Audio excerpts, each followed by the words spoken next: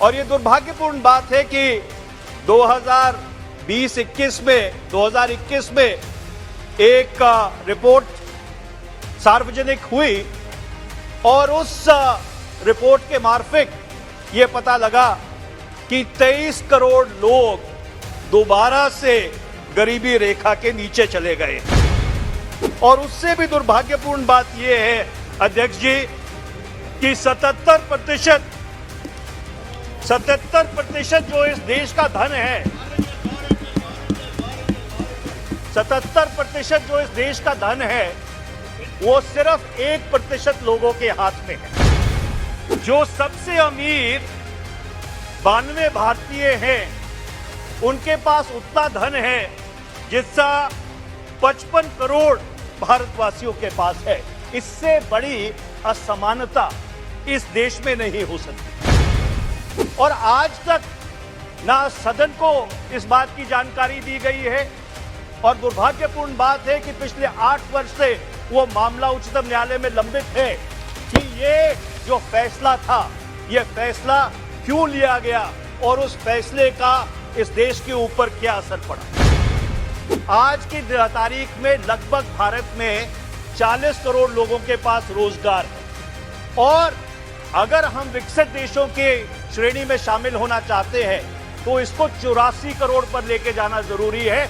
और मैं ये दुर्भाग्यपूर्ण ये बात कहना चाहता हूं कि सरकार के पास इसको 40 करोड़ से 84 करोड़ तक लेके जाने के लिए कोई रणनीति नहीं। पिछले 14 महीने से डबल डिजिट महंगाई दर है इस देश में, पिछले 30 साल में सबसे ज्यादा। आपने जो रोजमर्रा की चीजें हैं उसके ऊपर जीएसटी बढ़ा दिया, आटे के ऊपर, पनीर के ऊपर, दही के ऊपर, शाही के ऊपर, पेंसिल के ऊपर, शार्पनर के ऊपर। आपने तो बच्चों को भी नहीं छोड़ा।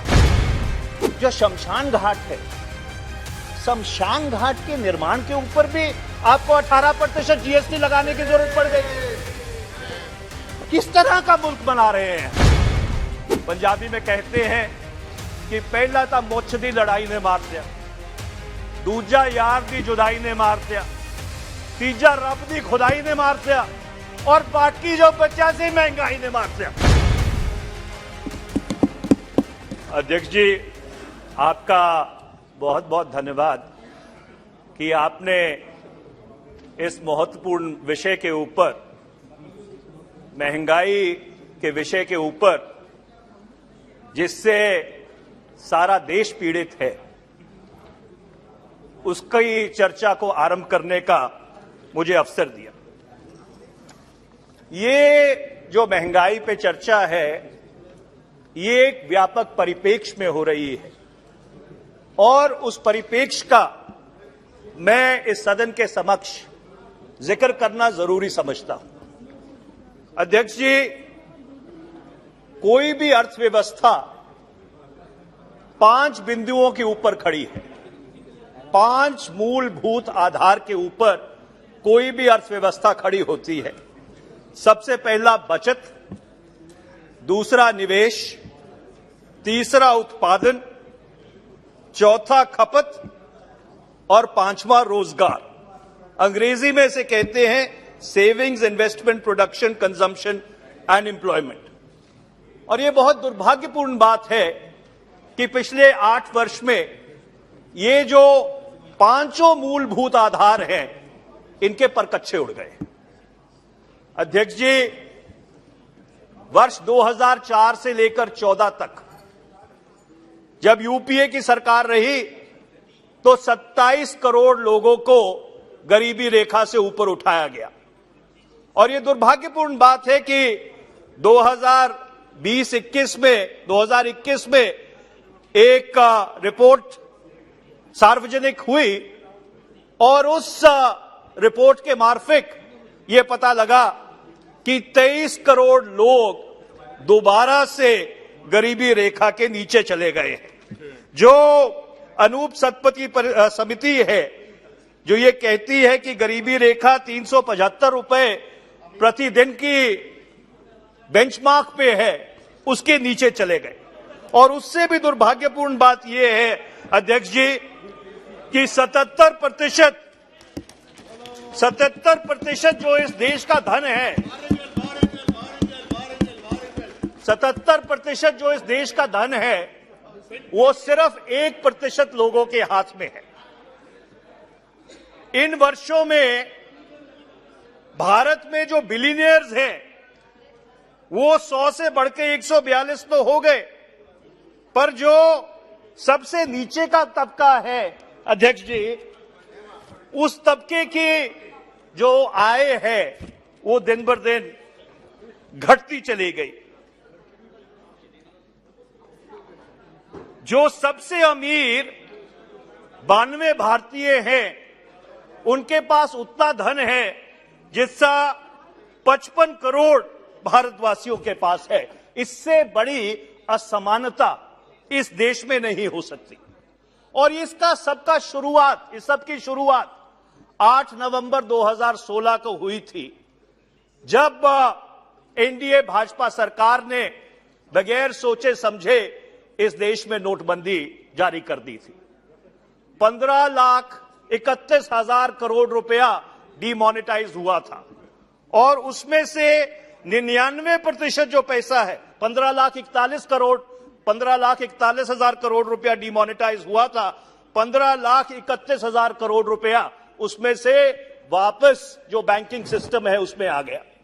और आज तक ना सदन को इस बात की जानकारी दी गई है और दुर्भाग्यपूर्ण बात है कि पिछले 8 वर्ष से वो मामला उच्चतम न्यायालय में लंबित है कि ये जो फैसला था ये फैसला क्यों लिया गया और उस फैसले का इस देश के ऊपर क्या असर पड़ा। और मैं आपको बताना चाहता हूं उसका असर ये पड़ा कि जीडीपी का जो वृद्धि दर था वो 2017-18 में 6.8% था, 2018-19 में गिरकर 6.6% हो गया, 2019-20 में गिरकर 3.7% हो गया, 2021-22 में ये -6.6% हो गया, जिसमें कोविड का बहुत बड़ा असर रहा, और वर्ष 21-22 में ये 8.9% पर आया। पर यह आंकड़ा एक मिथ्या है क्योंकि रियल जीडीपी ग्रोथ जो है वो सिर्फ 2.3% थी। मैं ये बात इसलिए बताना चाह रहा हूं कि अर्थव्यवस्था का जो पतन हुआ वो सिर्फ कोविड के कारण नहीं हुआ। कोविड उसमें एक फैक्टर हो सकता है, पर उससे पहले ही जो भारत की अर्थव्यवस्था थी वो लगातार और निरंतर गिरती जा रही थी। और इसका सबसे बड़ा प्रमाण यह है कि जो पहले 6 महीने थे वर्ष 2018-19 के, उसमें जो फंड फ्लो था कमर्शियल सेक्टर में वो 7,36,087 करोड़ से गिरकर आपके सिर्फ 90,995 करोड़ रह गया। 87.6% उसमें गिरावट आई। और इस नोटबंदी के बाद सरकार ने जीएसटी लागू किया और उस जीएसटी का सीधा सीधा असर क्या हुआ कि 2,30,000 जो एमएसएमई क्षेत्र में छोटे लघु उद्योग थे वो छोटे लघु उद्योग बंद हो गए और वो आज भी उस मार से उभर नहीं पाए। सभापति महोदय, आज की तारीख में भी जो एमएसएमई सेक्टर है, जो लघु उद्योग है, उनका 10.6 लाख करोड़ रुपया बकाया है। सरकारी बकाया नहीं है, but they have outstandings of 10.6 lakh crore. अब मैं आपसे यह पूछना चाहता हूं, इस सदन से यह पूछना चाहता हूं, अगर जो लघु क्षेत्र है जो करोड़ों करोड़ों लोगों को रोजगार देता है, अगर उसकी payments to the extent of 10.6 lakh crore delay होंगी तो वो क्षेत्र बिल्कुल पूरी तरह से समाप्त हो जाएगा, खत्म हो जाएगा। और इस नोटबंदी का, जीएसटी का जो असर है वो सिर्फ आपके लघु उद्योग पे नहीं पड़ा। रोजगार 2017 में जो बेरोजगारी दर था वो 4.77% था, 18 में बढ़कर 7% हो गया, 19 में बढ़कर 7.6% हो गया, 2020 में बढ़कर 9.1% हो गया और 2021 में बढ़ के 7.9% हो गया और जून 2022 में यह 7.8% पे था। सभापति महोदय, किसी भी विकसित देश में जो मापदंड है वो ये है कि 2/3 लोगों को रोजगार मिलना चाहिए। आज की तारीख में लगभग भारत में 40 करोड़ लोगों के पास रोजगार है और अगर हम विकसित देशों के श्रेणी में शामिल होना चाहते हैं तो इसको 84 करोड़ पर लेके जाना जरूरी है। और मैं ये दुर्भाग्यपूर्ण ये बात कहना चाहता हूं कि सरकार के पास इसको 40 करोड़ से 84 करोड़ तक लेके जाने के लिए कोई रणनीति नहीं है। और ये जो रोजगार की समस्या है, इसका जीता जागता प्रमाण ये है कि जिस तरह से मनरेगा की डिमांड बढ़ी है। आपके अप्रैल 2022 में 2.3 करोड़ हाउस होल्ड्स को मनरेगा का सहारा लेना पड़ा। मई 2022 में 3.7 करोड़ हाउस होल्ड्स को मनरेगा का सहारा लेना पड़ा। जून 2022 में यह संख्या बढ़ के 3.17 करोड़ हो गई। जब से ये स्कीम शुरू हुई थी 2006 में, ये सबसे हाईएस्ट नंबर है जो लोग मनरेगा के सहारे अपनी जिंदगी बिताने की कोशिश कर रहे हैं। और मैं इस सदन में इस बात का भी जिक्र करना चाहता हूं कि जब ये सरकार बनी थी 8 वर्ष पहले, इसी मनरेगा को उन्होंने गड्ढे खोदने की स्कीम उसके ऊपर अलंकरण लगाया था और आज उसी के सहारे करोड़ों करोड़ों परिवारों का गुजर बसर हो रहा है। सरकार को अपने शब्द वापस लेने चाहिए। और इस सारे संकट से उभारने के लिए जब लोगों की जेब में पैसा डालना जरूरी था सभापति महोदय, तो सरकार ने क्या किया? पूंजीपतियों की जेब में पैसा डाला। 2019 में 1,45,000 करोड़ के अपना कंसेशंस कॉर्पोरेट सेक्टर को दिए और 2014-15 से 19-20 के बीच 4,32 लाख करोड़ रुपए के जो कंसेशंस हैं वो पूंजीपतियों को इस सरकार में दिए। अगर उससे भारत की अर्थव्यवस्था किक स्टार्ट हो जाती, if the engines of the economy would have started firing, I would have had no difficulty with it. But the fact is that despite the misplaced or despite what the government thought was a targeted strategy, it did not work. और जो भारत की अर्थव्यवस्था थी वो नीचे ही बैठती गई और जो लोग थे वो गरीब होते गए। अब मैं पेट्रोल और डीजल पे आता हूं और मैं ये सब बात इसलिए कह रहा हूं कि वो जो आज हुआ है उसका कारण आज नहीं है, उसका कारण पिछले 8 वर्ष की इकोनॉमिक मिसमैनेजमेंट है। 2014-15 से लेके 21-22 तक इस सरकार ने 27 लाख करोड़ रुपया एक्साइज टैक्स और डिविडेंड के मार्फत पेट्रोल और पेट्रोलियम सेक्टर से इकट्ठा किया। उसमें से 23,625 करोड़ रुपया एक्साइज ड्यूटी के मार्फत और 4,23,775 करोड़ रुपया डिविडेंड और इनकम टैक्स के मार्फत। और अचंभे वाली बात यह है कि सरकार अपना खजाना तो भरती रही पर लोगों की जेबें खाली करती रही। मैं आपको एक उदाहरण देना चाहता हूं। अप्रैल 2011 में जब कच्चे तेल की कीमत $150 थी तो पेट्रोल 58 रुपए 56 पैसे में बिकता था और जुलाई 2022 में जब कच्चे तेल की कीमत $98.94 हो गई तो पेट्रोल 96 रुपए 72 पैसे में बिक रहा है। 1 मार्च 2014 को एलपीजी सिलेंडर की कीमत 410 रुपए थी। 1 अगस्त 2022 को वो जो कीमत है वो बढ़कर 1003 रुपए हो गई। अब अगर आप गरीब लोगों के ऊपर, भारत की जो माध्यमिक श्रेणी है उसके ऊपर इतना ज्यादा बोझ डालोगे तो सारा मुल्क त्राही त्राही करेगा महंगाई से। अब आप इन्फ्लेशन पे आ जाइए, महंगाई पे।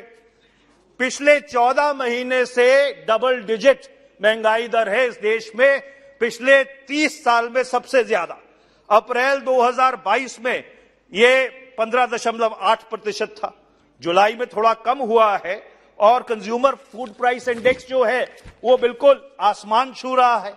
और इसके ऊपर आपने जो रोजमर्रा की चीजें हैं उसके ऊपर जीएसटी बढ़ा दिया।